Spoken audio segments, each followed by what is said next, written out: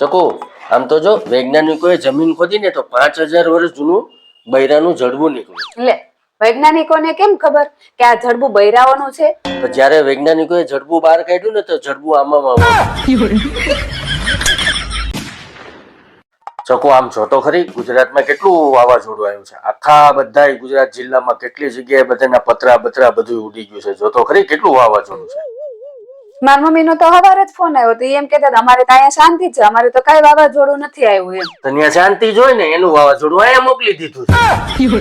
બધી શાંતિ જોઈ ને એને. તો હું તો ખાલી વાતાવરણ ની વાત કરું છું, વાતાવરણ વાળા વાવાઝોડાની વાત કરું છું.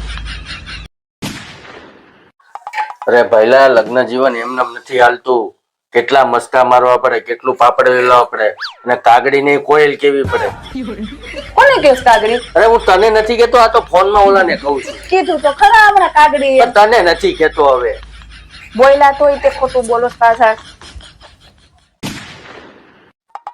હે તમને કહું, તમે જયારે મારી બધી બહેનોને જો ત્યારે તમારા મનમાં શું વિચાર આવે? ત્યારે મને એક જ વિચાર આવે કે હું આ બધા રસગુલ્લા મૂકી અને આ દહીં વડું ત્યાંથી પકડી.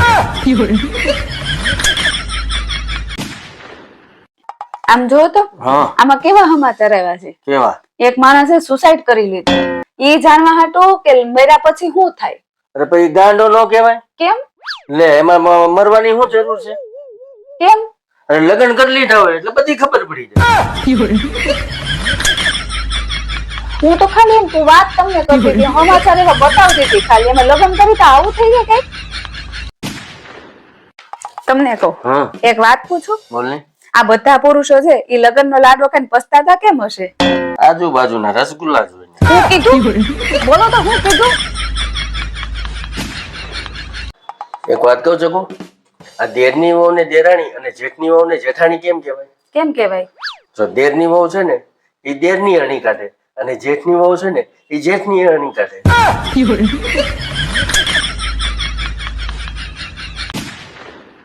આમ તૈયાર થઈને ક્યાં આવેલા? આ ચૈત્ર નવરાત્રી છે ને તો માતાજીના મંદિરે પગે લાગવા જાઉં છું. મારા બધા પાપ છે ને ધોવાઈ જાય. એટલી વાતમાં માતાજીને ક્યાં હેરાન કરવાની જરૂર છે? મને તમારા બધા પાપ કરી દો ને તો હું તમને ધોઈ નાખું.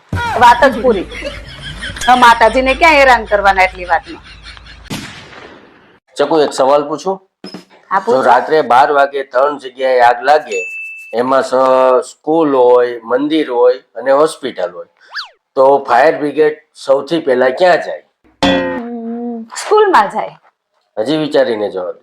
સ્કૂલમાં જ જાય. ત્યાં લાડ બધા છોકરા હોય ને, કેટલા બધા છોકરા હોય ત્યાં, તો ત્યાં જ જાય પહેલા. જો મિત્રો તમને ખ્યાલ હોય ને તો આનો જવાબ કોમેન્ટ બોક્સમાં જરૂરથી જણાવો. એક વાત કહું? તમે આ રાતે 12 વાગ્યા સુધી કામ કરો, આખો દિવસ કામ કરો, તમને થાક નથી લાગતો?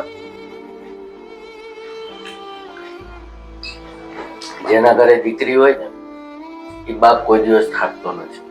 ભગવાન એને એટલી શક્તિ આપી.